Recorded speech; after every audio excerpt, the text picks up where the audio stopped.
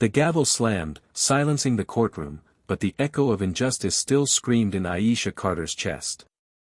She stood at the defendant's table, her heart pounding like a war drum, her dark eyes locked on the police officer who dared to lie about her. This wasn't just a trial, it was a battlefield, and she was fighting for her life. Officer Daniel Hargrove sat on the witness stand, his face a mask of smug certainty. He leaned forward, his voice steady as he spun a tale of Aisha's aggression during a routine traffic stop, painting her as a threat, a criminal, a stereotype. The room seemed to shrink with every word, the weight of his lies pressing against Aisha's skin. She clenched her fists, her nails biting into her palms, as she fought to keep her composure. She wasn't just any defendant. She was Aisha Carter, a brilliant lawyer, a devoted daughter, and unknown to Hargrove, the daughter of Supreme Court Justice Malcolm Carter. The courtroom buzzed with tension. Spectators whispered, their murmurs a low hum of disbelief and anger. Aisha's mother, Grace, sat in the front row, her hands clasped tightly, her face a portrait of quiet fury.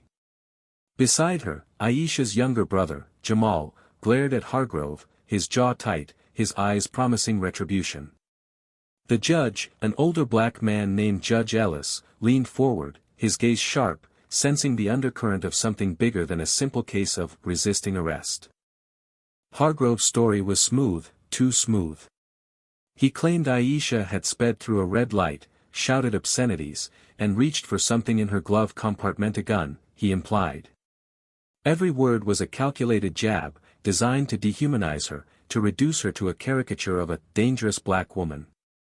But Aisha knew the truth. She had been driving home from a late night at her law firm, exhausted but cautious, when Hargrove's patrol car flashed its lights.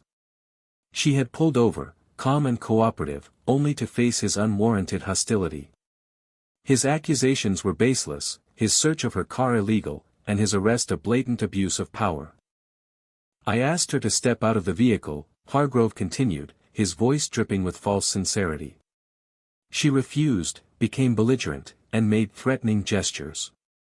He looked at the jury, a mix of faces that seemed to hang on his every word. Aisha's stomach churned. She knew how this game was played, how a badge and a uniform could twist reality, how a black woman's truth could be buried under a white man's lies.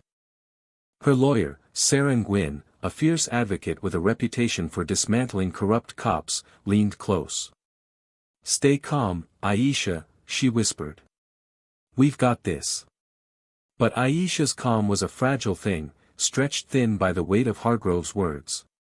She wanted to scream, to leap across the room and shake the truth out of him. Instead, she straightened her spine, her tailored suit a silent armor, and stared directly at Hargrove. He flinched, just for a moment, and she seized that crack in his facade. The trial had begun 3 days ago, but the real fight started months earlier, on a quiet street in Baltimore. Aisha had been driving her silver Lexus, a gift from her father after she passed the bar exam.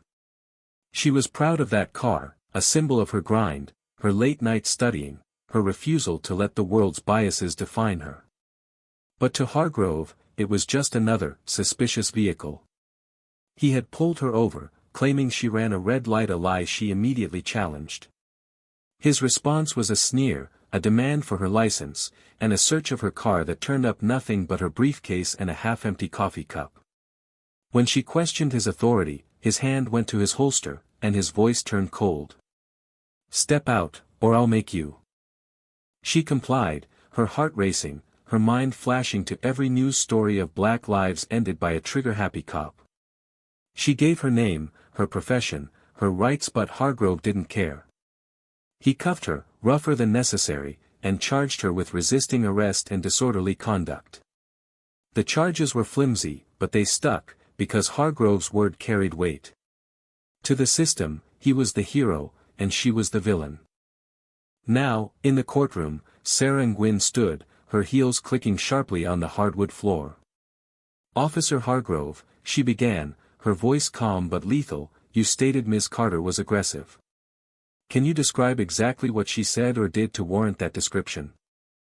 Hargrove shifted in his seat, his confidence wavering. She was loud, uncooperative. She refused to follow orders. Loud? Sarah pressed. Can you specify what she said? Word for word. He hesitated, his eyes darting to the prosecutor, a young white man named Greg Thompson who looked increasingly uneasy. She yelled something about her rights, said I had no reason to stop her. Sarah's lips curved into a faint smile, the kind that promised trouble. Interesting. Because Ms. Carter's dashcam footage which we'll present shortly shows her speaking calmly, identifying herself as an attorney, and asking for clarification on the stop. No yelling. No threats. Would you like to revise your statement? The room erupted in murmurs. Hargrove's face reddened, his jaw tightening. Aisha felt a spark of hope, but it was tempered by dread. She knew the system didn't always care about truth. She had seen too many cases where evidence was ignored, where black voices were silenced. Her father, Justice Malcolm Carter, had spent his career fighting those battles, rising from a public defender to the Supreme Court through sheer will and brilliance. He had taught her to believe in justice, but also to brace for its failures. As Sarah continued her cross-examination, Aisha's mind drifted to her father. He wasn't in the courtroom today, couldn't be, not without drawing attention to their connection. But she could feel his presence, his lessons etched into her bones. Never let them define you, Aisha, he had said. You are not their stereotype. You are your own truth. She clung to those words now, as Hargrove's lies threatened to unravel her life. Sarah played the dashcam footage, and the courtroom fell silent. The grainy video showed Aisha's calm demeanor, her clear questions, and Hargrove's escalating aggression. The jury leaned forward, some scribbling notes, others exchanging glances. Aisha watched their faces, searching for signs of belief, of empathy. She knew the stakes, a conviction could cost her her law license, her reputation, her future. But more than that, it would embolden men like Hargrove to keep lying, to keep targeting people like her. The footage ended, and Sarah turned to the jury. This is not just about one traffic stop, she said, her voice rising with passion. This is about a system that allows an officer to lie under oath, to criminalize an innocent black woman, because he assumes no one will question him. But today, we question him. Today, we demand the truth. Aisha's heart swelled, but the fight was far from over. Hargrove's lawyer, Thompson, stood to redirect, his voice smooth and deflecting. He painted Hargrove as a dedicated officer, stressed from years on the force, who made an honest mistake under pressure. It was a familiar tactic: excuse the cop, blame the victim. Aisha's mother gripped her hand under the table, her touch a lifeline. As the trial recessed for the day, Aisha stepped outside, the Baltimore sun harsh against her skin. Jamal joined her, his anger barely contained. He's lying through his teeth, he spat. How do they let him get away with this? They don't, Aisha said, her voice steady despite the storm inside. Not this time. That night, she called her father. His voice, deep and grounding, came through the phone. You're stronger than this, Aisha. You've got my fire and your mother's heart. Use them. She didn't tell him about the fear gnawing at her, the fear that even her pedigree, her Ivy League degree, her father's title, might not be enough to shield her from a system built to break her. The next day, the trial resumed, and the tension ratcheted higher. Sarah called a surprise witness, Officer Maria Lopez, Hargrove's partner that night. Lopez, a Latina woman with a nervous but determined expression, took the stand. Aisha's pulse quickened. Lopez had been silent during the stop, but her testimony could change everything. Officer Lopez, Sarah began, did you observe Ms. Carter acting aggressively, as Officer Hargrove described? Lopez hesitated, her eyes flickering to Hargrove, who stared back with barely concealed warning. But then she straightened, her voice clear. No. Ms. Carter was calm. She followed instructions. Officer Hargrove, he escalated the situation unnecessarily. The courtroom exploded in gasps and whispers. Hargrove's face drained of color, his hands gripping the edge of the witness stand. Aisha felt a rush of vindication, but it was bittersweet. Lopez's courage was rare, and it came at a cost. She was risking her career, her safety, to tell the truth. As Lopez stepped down, Aisha caught her eye and mouthed, "Thank you." Lopez nodded, a small gesture of solidarity in a world that often pitted them against each other. The jury was sent to deliberate, and Aisha waited, her heart a tight knot. Hours passed, each minute a lifetime. Her mother prayed silently, her lips moving in a quiet rhythm. Jamal paced, his energy a storm barely contained. When the jury returned, the foreperson, a middle-aged black woman, stood tall. "We find the defendant, Aisha Carter, not guilty on all charges." Relief crashed over Aisha like a wave, but it was tempered by the weight of what had happened. She had won, but the victory was hollow. Hargrove's lies had exposed a truth too many ignored: the system was broken, and her survival was an exception, not the rule. As the courtroom emptied, Judge Ellis approached her, his eyes warm but heavy. "You did well, Miss Carter," he said. "But this fight isn't over." Aisha nodded, her resolve hardening. She thought of her father, of the countless others who didn't have a Supreme Court justice in their corner. This wasn't just her story, it was theirs, too. And she would keep fighting, not just for herself, but for them. The courtroom doors swung shut behind Aisha Carter, but the weight of the trial clung to her like a second skin. She stepped into the Baltimore evening, the air thick with the promise of summer, but her mind was still trapped in the sterile chill of the courthouse. The not guilty verdict was a triumph, but it felt fragile, like a single note in a symphony of systemic wrongs. Aisha knew her fight was far from over, it was just beginning. Her mother, Grace, wrapped an arm around her shoulders as they walked to the car. "You held your ground, baby," she said, her voice a blend of pride and exhaustion. "But you shouldn't have had to." Aisha nodded, her throat tight. "I know, Mama. I know." Jamal, her younger brother, trailed behind, his hands shoved deep in his pockets. "Hargrove still out there," he muttered, kicking a pebble across the pavement. "He'll do this again. To someone else." The truth in his words stung. Officer Daniel Hargrove had left the courtroom unscathed, his badge intact, his lies exposed but not yet punished. Aisha's victory had cleared her name, but it hadn't dismantled the machinery that let men like Hargrove wield power without accountability. She climbed into the driver's seat, her hands gripping the wheel, and made a silent vow: this wasn't the end. The next morning, Aisha woke to a flood of messages. Her case had gone viral, sparked by a local reporter who had been in the courtroom.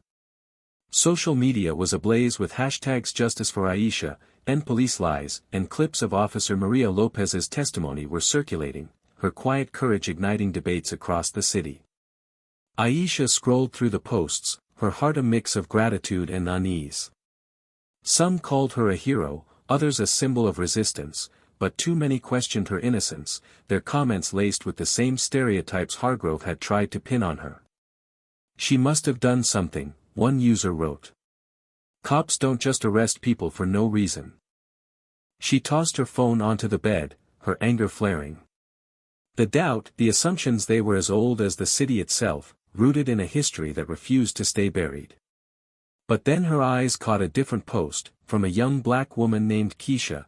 "Aisha Carter's story is mine, too. I got stopped last year, same lies, same fear. We need to talk about this." The post had hundreds of replies, stories pouring in from others who had faced the same injustice.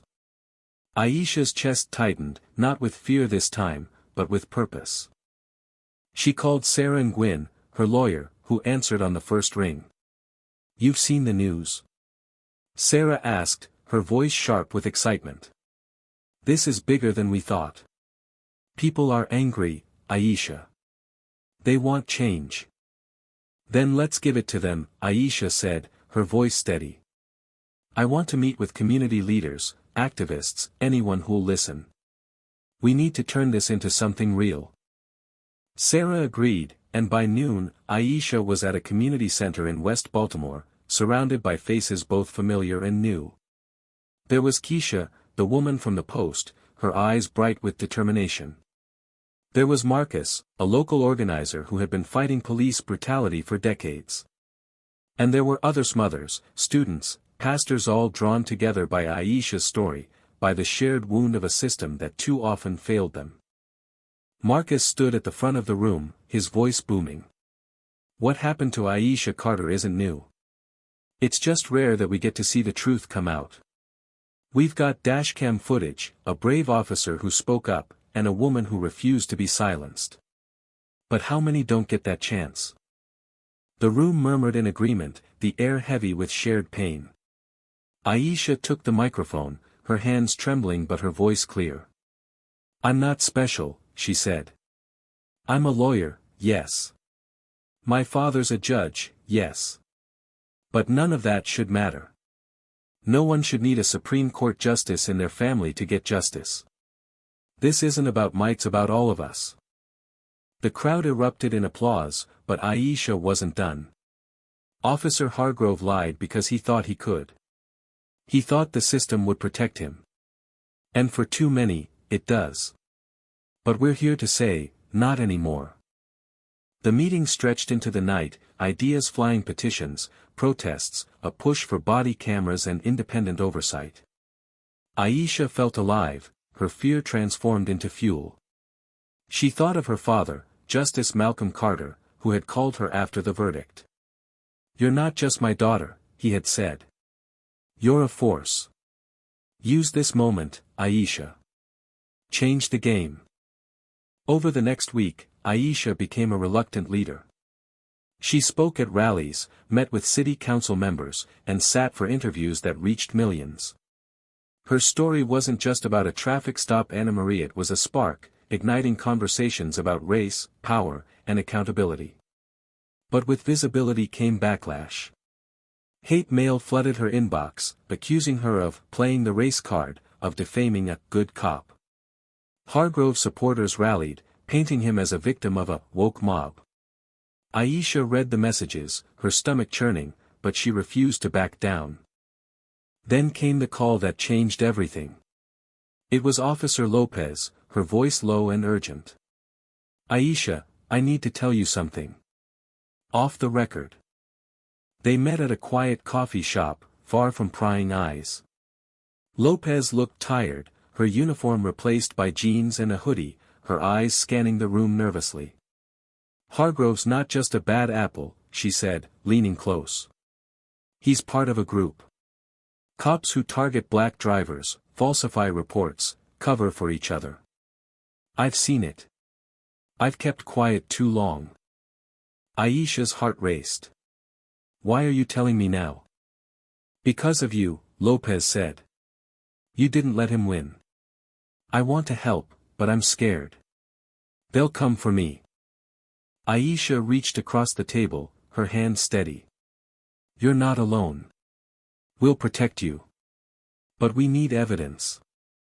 Lopez nodded, pulling a USB drive from her pocket. This has reports, emails, body cam footage they thought was deleted. It's not everything, but it's a start. Aisha took the drive, her mind racing. This was bigger than her case, bigger than Hargrove. It was a chance to expose a network of corruption, to hold the system accountable. She called Sarah, who brought in a team of investigators. They worked through the night, combing through Lopez's evidence, building a case that could shake the Baltimore Police Department to its core. The evidence was damning: falsified reports, tampered footage, a pattern of targeting black and brown drivers. Hargrove wasn't just a liar, he was a cog in a machine that thrived on abuse. Aisha and Sarah took the evidence to the media, and the story exploded. Protests filled the streets, chants of "no justice, no peace" echoing through Baltimore. The mayor promised an investigation, but Aisha knew promises weren't enough. She met with activists to demand systemic change: independent prosecutors, civilian review boards, mandatory de-escalation training. Hargrove was suspended, then charged with perjury and evidence tampering. His trial was set for the following year, and Lopez, now a whistleblower, was under protection. Aisha visited her, bringing coffee and gratitude. "You changed everything," Aisha said. "You're the hero here." Lopez shook her head. "I just did what was right. You gave me the courage." As weeks turned to months, Aisha's life transformed. She left her corporate law firm to start a non-profit, Justice Rising, dedicated to fighting police misconduct and supporting victims of racial profiling. Her father, Justice Carter, became her biggest supporter, using his platform to amplify her work. At a gala for the non-profit's launch, he took the stage, his voice steady but emotional. "My daughter showed me what courage looks like," he said, his eyes on Aisha. "She didn't just fight for herself, she fought for every person who's been silenced, every story that's been buried. This is her legacy, and it's ours to carry forward." Aisha stood beside him, tears in her eyes, as the crowd rose in a standing ovation. She thought of the traffic stop, of Hargrove's smug face, of the fear that had nearly consumed her. That moment had been a crucible, forging her into something stronger, something unbreakable. She had turned her pain into power, her story into a movement. The gala ended with a video montage, clips of protests, testimonials from victims, images of Aisha speaking at rallies. The final frame showed the wooden gavel rest from the courtroom, the handwritten note still clear: "Justice will prevail." It was a reminder, a promise, a call to action. Aisha's work wasn't done. The system was still flawed, the wounds of racism still deep. But she had hope, fueled by the voices rising around her, by the community that refused to stay silent. She looked out at the crowd, at the faces of every color, every story, united in a shared fight. What's right? What's just? Share your voice because the truth demands to be heard.